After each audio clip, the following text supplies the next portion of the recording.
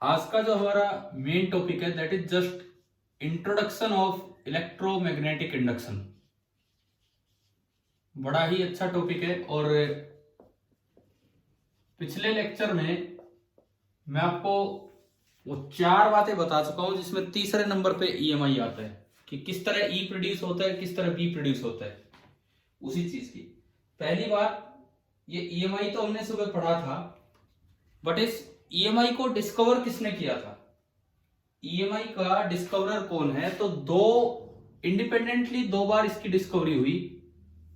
इन दोनों को आपस में पता नहीं था कि वो बता चुका है, ये बता चुका है।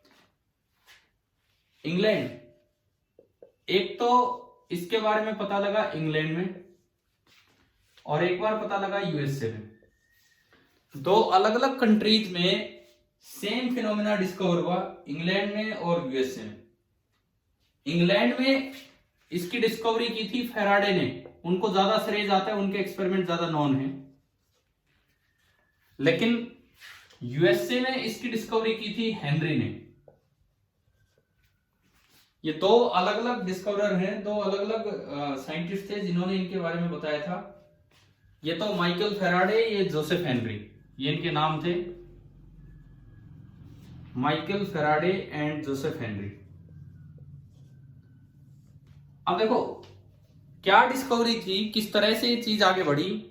वो दरअसल फेराडे के एक्सपेरिमेंट्स रिकॉर्ड में है कि भाई फेराडे ने क्या एक्सपेरिमेंट किया, क्या नहीं किया, उस तरह के। तो मैं 2-3 एक्सपेरिमेंट्स आपको बता रहा हूं। देखिए यहां जो हम पढ़ रहे हैं, दीज आर फेराडेज एक्सपेरिमेंट्स, जिनसे इन बातों का पता लगा था। Faraday's experiments. आप लोग यार अपना माइक म्यूट कीजिए, ये जिसकी तरफ से आवाज आ रही है वो म्यूट कीजिए एटलीस्ट। जिसकी तरफ से आवाज आ रही है थोड़ी बहुत, वो अपने माइक को म्यूट कीजिए भाई, अपनी आवाज बंद कीजिए। फेराडेज एक्सपेरिमेंट, पहला एक्सपेरिमेंट देखो। फेराडे ने क्या किया, किसी रीजन में एक मैग्नेटिक फील्ड जनरेट करवा लिया। जैसे मैं रेड कलर के रीजन में बोल रहा हूं कि भाई कोई मैग्नेट के पोल्स रखे हैं, मैग्नेट के पोल्स रखे हैं और उनकी वजह से यहां पे कोई मैग्नेटिक फील्ड है बी। फिर उन्होंने क्या किया, एक सर्किट पूरा किया। ये वायर ली, ये कनेक्टिंग वायर है, ये कनेक्टिंग वायर है और यहां सिंपली एक रजिस्टर है और कुछ नहीं। ये भी एक वायर ही है, मैंने थोड़ा बड़ा करके दिखा दिया इसमें, और कुछ नहीं है। आप बताएं क्या इस इलेक्ट्रिकल सर्किट में कोई बैटरी है या नहीं है? पहला सवाल, क्या इस इलेक्ट्रिकल सर्किट में कोई बैटरी है या नहीं है? बताओ, इसको देख के बताओ। कोई बैटरी नहीं है। This is electric circuit with no battery. देखो आज का ये लेक्चर बड़ा इंपॉर्टेंट आपके लिए इसलिए है कि मैं इसमें कोई फॉर्मूला नहीं बताने वाला हूं। ईएमआई की समझ आनी चाहिए कि भाई ईएमआई क्या है, कैसे इन एक्सपेरिमेंट से फेराडे ने डिस्कवर किया है ईएमआई। अब देखो कोई बैटरी नहीं है तो क्या किसी को भी साफ नहीं दिख रहा है, किसी भी बच्चे को?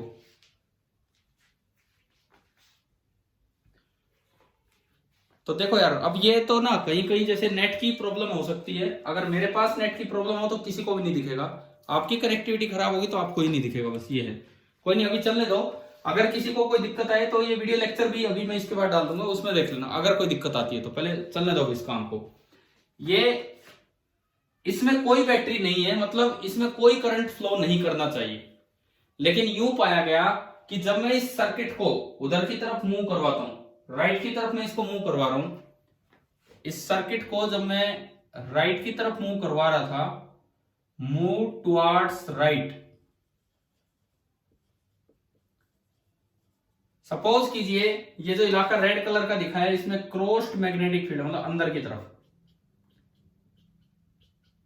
भैया रेड कलर का पोर्शन क्या है, जैसे कि यू शेप मैग्नेट है, इधर बाहर नॉर्थ पोल है और पीछे साउथ पोल है। तो मैग्नेट के बाहर फील्ड होता है नॉर्थ से साउथ, तो एक फील्ड है अंदर की तरफ, प्लेन के अंदर की तरफ यूं है।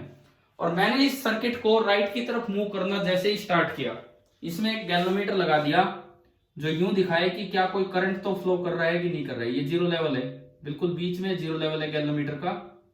इधर भी जा सकती है नीडल, इधर भी जा सकती है। तो जैसे इसको राइट की तरफ खींचा गया, जैसे इसको राइट की तरफ खींचा गया, ये निडल इधर की तरफ डिफ्लेक्ट हुई। जैसे इसको राइट की तरफ खींचा गया, ये निडल इधर की तरफ डिफ्लेक्ट हुई। मतलब इसमें कोई ना कोई करंट आया होगा।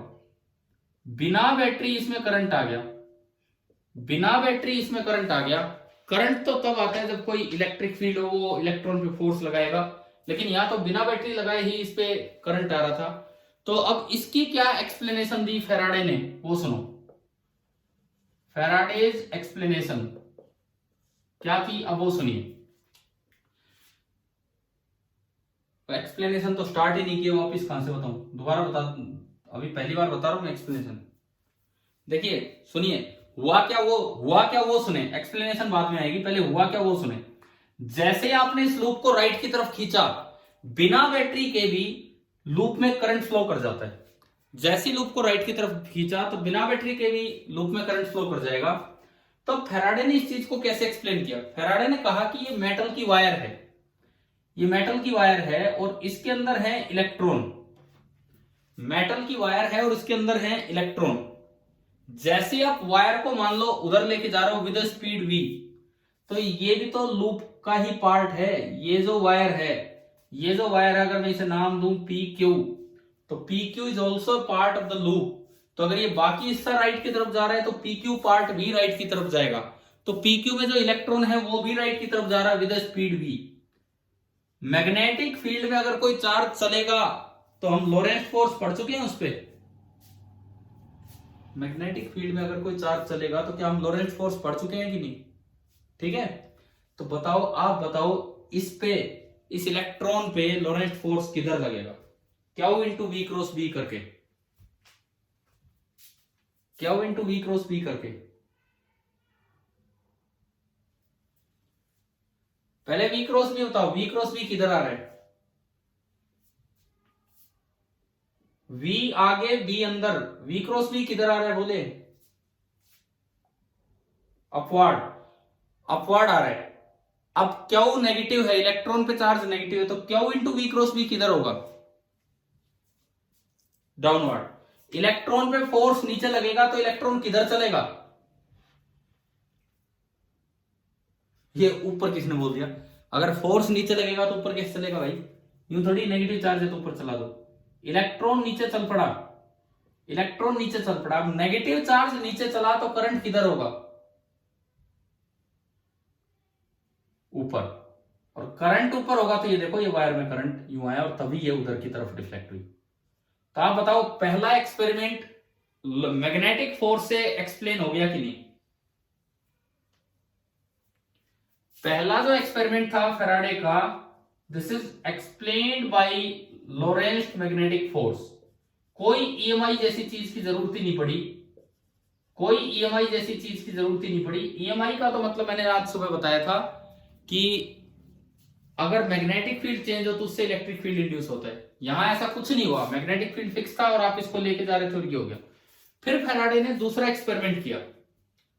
आप बताओ क्या पहला एक्सपेरिमेंट क्लियर हो गया है कि नहीं, समझ में आ गया क्या था,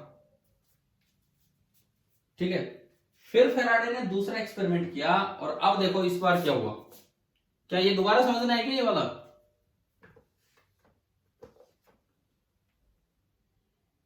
देखो मैं एक बार रिपीट कर देता हूं, ये कोई रीजन है, रेड कलर का रीजन का मतलब है कि यहां एक मैग्नेट के दो पोल्स आए हुए हैं, एक यू शेप मैग्नेट है, ये कोई रीजन है, इसका मतलब है कि एक यू शेप मैग्नेट है जिसका एक पार्ट इधर होगा और एक पार्ट उधर होगा, और जिसने बीच में एक मैग्नेटिक फील्ड फैला दिया।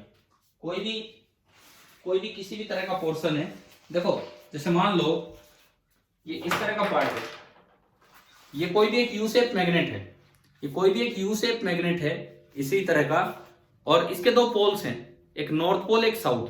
तो मैंने इनको ऐसे लगा दिया, एक हिस्सा बोर्ड के पीछे, एक हिस्सा बोर्ड के पीछे और एक आगे, इधर वाला नॉर्थ है और अंदर वाला साउथ है। तो मैग्नेट के अंदर तो फील्ड होता है साउथ से नॉर्थ, एंड मैग्नेट के बाहर होता है नॉर्थ से साउथ। तो नॉर्थ से साउथ मतलब अंदर की तरफ एक फील्ड लाइंस बन गई है। क्या ये समझ में आ गया यहां तक, ठीक है। अब देखो इसके बाद सुनो, इस मैग्नेटिक फील्ड में एक लूप रखा जिसमें केवल एक गैल्वेनोमीटर लगा था और एक रेजिस्टेंस, कोई बैटरी नहीं थी। आपने जैसे इसको पुल किया तो इसमें करंट पाया गया और वो गैल्वेनोमीटर के नीडल को उधर डिफ्लेक्ट कर रहा था, मतलब उस डायरेक्शन में करंट जा रहा था। अब उसको फैराडे कैसे एक्सप्लेन कर पाए, तरीका देखें उसको कैसे एक्सप्लेन कर पाए कि भाई अगर आप इसको चलाएंगे, पूरे लूप को v स्पीड से चलाएंगे तो ये वायर भी v स्पीड से चलेगी जो फील्ड के अंदर है। वायर के अंदर इलेक्ट्रॉन बैठे हैं, वो भी वायर के साथ साथ चल रहे होंगे v स्पीड से। अब इलेक्ट्रॉन v स्पीड से उधर जा रहे हैं और v अंदर है। मूविंग चार्ज अगर होगा मैग्नेटिक फील्ड पे तो उस पर फोर्स लगेगा, तो v आगे v अंदर, तो v क्रॉस v ऊपर, v क्रॉस v ऊपर, तो Q into v cross v नीचे, क्योंकि क्यू नेगेटिव है इलेक्ट्रॉन पे। इसका मतलब इलेक्ट्रॉन पे फोर्स नीचे लगा, वो नीचे चला, नेगेटिव चार्ज नीचे चला तो करंट ऊपर हो गया p से q, और इसीलिए निडल में ऐसे जाके डिफ्लेक्शन हो रहा था। पहले तो ये बताओ क्या ये करंट का रीजन समझ में आया कि नहीं आया? ठीक है, अब यहां से भी आइडिया नहीं लगा, इस एक्सपेरिमेंट से भी आइडिया नहीं लगा ईएमआई का। फिर फैराडे ने एक और एक्सपेरिमेंट किया, अब मैं वो आपको बताता हूं। देखिए इसको मैं हटा रहा हूं। फैराडे ने थोड़ा रिलेटिविटी का यूज किया, हालांकि उस समय रिलेटिविटी का कॉन्सेप्ट ज्यादा नहीं था। भाई देखो, सामने वाला मुझसे दूर जा रहा है 2 मीटर पर सेकंड से, मैं रेस्ट पे हूं, या वो रेस्ट पे है, मैं इधर जा रहा हूं 2 मीटर पर सेकंड से, दोनों में सेपरेशन तो सेम होगा ना। एक बार मैं रेस्ट पे हूं और मेरे पास जो था वो 2 मीटर पर सेकंड से उधर जा रहा है, एक बार वो रुका और मैं 2 मीटर पर सेकंड से पीछे जा रहा हूं, तो दोनों बार रिलेटिव वेलोसिटी तो सेम होगी या नहीं, बताओ? ठीक है, तो फैराडे ने ये एक्सपेरिमेंट अब यूं करके देखा कि यहां पे अगर मैं रिलेटिव मोशन करूं, मतलब फिर दोबारा से वही पोल्स ले लिए, ये क्रॉस लगा दिए, ये मैग्नेटिक फील्ड है अंदर की तरफ, फिर दोबारा से मैंने यही बी ले लिया अंदर की तरफ, और बिल्कुल वैसी ही वायर बना दी। इसको मैं थोड़ा बड़ा करके दिखा रहा हूं, ये वायर, ये कनेक्टिंग वायर, एंड यहां एक रेजिस्टेंस आर, ये पी और ये क्यू, और इसमें लगा दिया एक गैल्वेनोमीटर। आप चाहे इसे v स्पीड से उधर ले जाओ, मैग्नेट को रेस्ट पे रखो, आप चाहे इसे v स्पीड से उधर ले जाओ, मैग्नेट को रेस्ट पे रखो, या उसको रेस्ट पे रखो, मैग्नेट को इधर लाओ v स्पीड से, बात तो एक ही है, कोई फर्क थोड़ी है दोनों केसेज में। समझ में आ रहा है? आप चाहे इसको v स्पीड से उधर ले जाओ, इसको रेस्ट पे रखो, या लूप को रेस्ट पे रखो, मैग्नेट को पीछे खींच लाओ, मतलब ये बी वाला रीजन पीछे खींच लो, बात तो एक ही है। इस बार मैंने इसको मूव करा दिया मूविंग टुवर्ड्स लेफ्ट, इसको मूव करवा दिया विद स्पीड v, तो इस बार भी पाया गया कि बिल्कुल ऐसे ही करंट आ रहा था, इस बार भी ये निडल इधर की तरफ चलेगी। अब फैराडे की एक्सप्लेनेशन फेल हो जाती है, अब फैराडे की एक्सप्लेनेशन फेल होगी, क्यों? चाहे मैग्नेटिक फील्ड हो, ये लूप किस पे है? लूप किस पे है? रेस्ट पे। लूप अगर रेस्ट पे है तो PQ वायर भी रेस्ट पे है, PQ वायर अगर रेस्ट पे है तो PQ के अंदर इलेक्ट्रॉन भी रेस्ट पे है, और इलेक्ट्रॉन अगर रेस्ट पे है तो Laurent force Q into V cross V। क्या इलेक्ट्रॉन थोड़ी चला रखा है इस बार? क्या लूप चलाया है क्या आपने? लूप तो नहीं चलाया है, इलेक्ट्रॉन रेस्ट पे है तो V0, तो फोर्स कितना लगना चाहिए? तो क्या इलेक्ट्रॉन का मोशन स्टार्ट होना चाहिए मैग्नेट के चलने से? बताओ, कोई फोर्स ही नहीं लगा, बावजूद इसके वहां करंट आ रहा था और बिल्कुल उसी तरह आ रहा था जैसे पिछले केस में था। तो अगर पिछली एक्सप्लेनेशन सही होती तो यहां भी वो एक्सप्लेनेशन लगनी चाहिए और करंट आना चाहिए 0। इसका मतलब पिछली एक्सप्लेनेशन में भी कोई कमी है, नहीं तो यहां फिर ये चीज गलत नहीं होती, क्योंकि दोनों ही केसेस में करंट आ रहा है। तो यहां पे फैराडे ने एक बड़ी जोरदार बात रखी। अब ऐसी बातें मतलब कोई बड़े साइंटिस्ट ही कह सकते हैं, कैसे उन्होंने सोचा? देखो, ये बड़ा बोल्ड हाइपोथेसिस था जो फैराडे ने यहां से सोच के निकाला। फैराडे ने बताया कि a changing magnetic field induces an electric field, ये इनकी स्टेटमेंट थी। ए चेंजिंग मैग्नेटिक फील्ड, यार ये बंद क्यों नहीं करते हो आप? मैं कितनी बार तो कह चुका आपने, अगर आपका डिस्टर्ब करता है तो म्यूट कीजिए ना इसे। A changing magnetic field induces an electric field, यही ईएमआई की मेन स्टेटमेंट है जो फैराडे ने दी थी। A changing magnetic field, changing का मतलब है टाइम के साथ, विद रिस्पेक्ट टू टाइम। अगर कोई मैग्नेटिक फील्ड चेंज होता है तो वो वहां पे इलेक्ट्रिक फील्ड इंड्यूस कर रहा होगा। अब यहां देखो, क्या पोल्स को मूव करा रहे हो कि नहीं, पोल्स को पीछे खींच के ले जा रहे हो कि नहीं, बताओ ये क्या मोशन है। बी चलाने का क्या मतलब है, क्या पोल को पीछे ला रहे हो। पोल दूर ले जाओगे तो फील्ड यहां कम होगा कि नहीं होगा, बताइए, क्योंकि पोल्स के पास फील्ड ज्यादा होता है। पोल दूर ले गए तो यहां पे फील्ड कम होगा, और फील्ड अगर टाइम के साथ चेंज होता है तो ये एक बिल्कुल नया कॉन्सेप्ट था फिजिक्स के लिए, बिल्कुल नया कॉन्सेप्ट, कि इलेक्ट्रिक फील्ड खाली चार्जेस से ही डेवलप नहीं होता, टाइम के साथ चेंज होने वाला मैग्नेटिक फील्ड भी वहां क्या प्रोड्यूस कर देगा, एक इलेक्ट्रिक फील्ड। यानी कि यहां पे एक नई जनरेशन आई इलेक्ट्रिक फील्ड की, और वो इलेक्ट्रिक फील्ड इस तरह से बना होगा कि उसने इलेक्ट्रॉन पे फोर्स नीचे लगाया होगा, जिससे इलेक्ट्रॉन नीचे गया होगा और जिससे करंट ऊपर आया होगा, और ये करंट ऑब्जर्व किया गया। अब बताओ ईएमआई क्या है, क्या समझ में आया इसकी इंट्रोडक्शन की शुरुआत कहां से हुई है ईएमआई की। मतलब अगर पिछली एक्सप्लेनेशन सही होती तो वहां तो मूविंग इलेक्ट्रॉन था, तो यहां स्टेशनरी इलेक्ट्रॉन है, तो इस पे फोर्स नहीं लगना चाहिए था। इसका मतलब पिछली एक्सप्लेनेशन में भी कुछ गड़बड़ है, कि शायद लोरेंट्ज फोर्स की वजह से वहां करंट नहीं आया।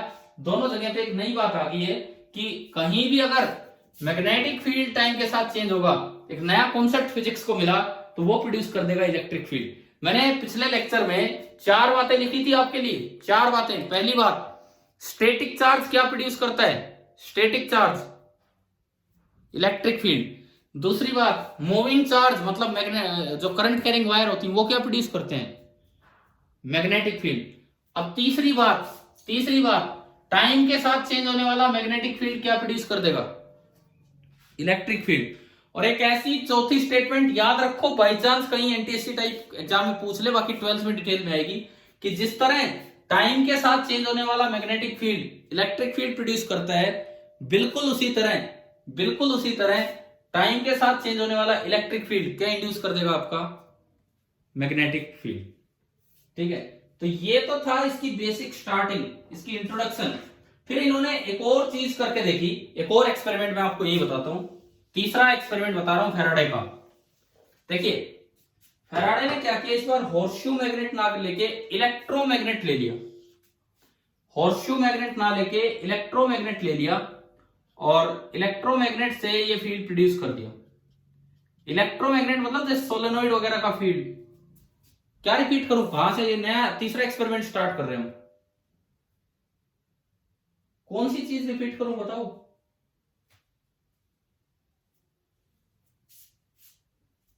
अरे बोलो, कौन सी चीज रिपीट करूं, क्या कह रहे हो।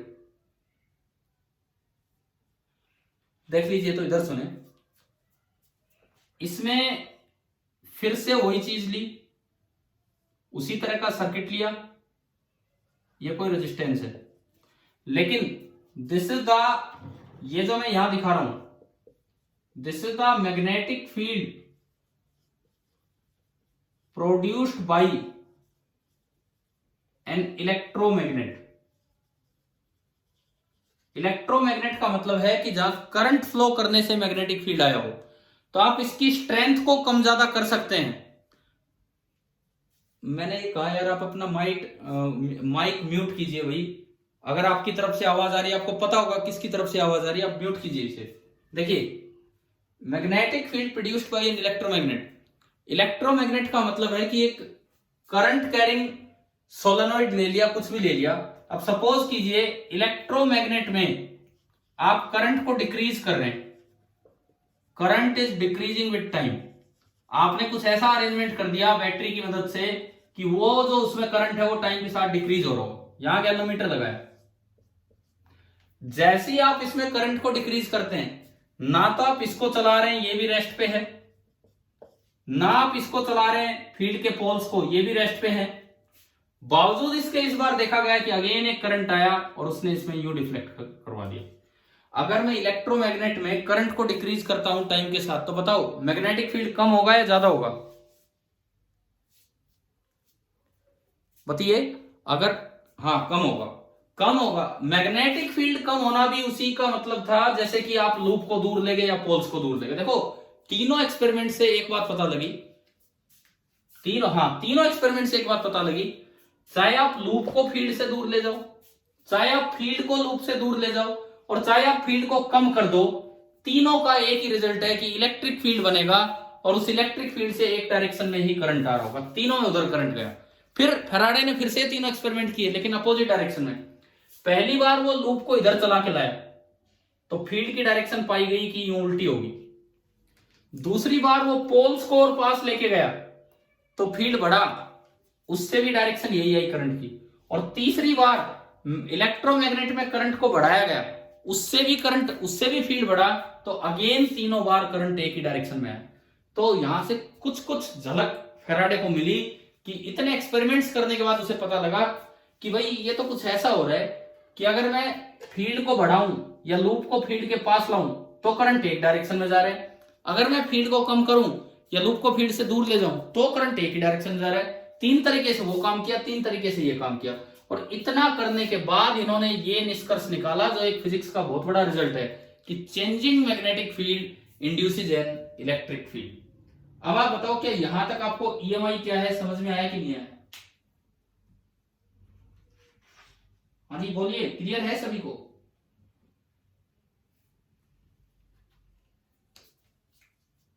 हाँ भाई, कोई आवाज यानी बंद होगी, कोई बात नहीं।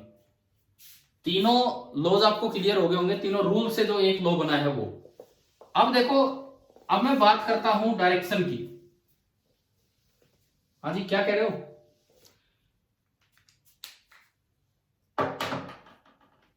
चलिए ये लेक्चर यहीं पे हम फिनिश कर रहे हैं बिकॉज आपका जो मीटिंग का टाइम भी पूरा होने वाला है। आप अगली क्लास में मैं आपको इसकी डायरेक्शन वाला पॉइंट आपको समझाऊंगा। आप मुझे ये बताओ, क्या इस क्लास में ये एक्सपेरिमेंटल बात, ये जो एक्सपेरिमेंट मैंने आपको समझाए और इनसे जो रिजल्ट निकल के आए, क्या ये तीनों पार्ट समझ में आ गए हैं कि नहीं? ठीक है, थैंक यू। आगे अगली क्लास में करते हैं।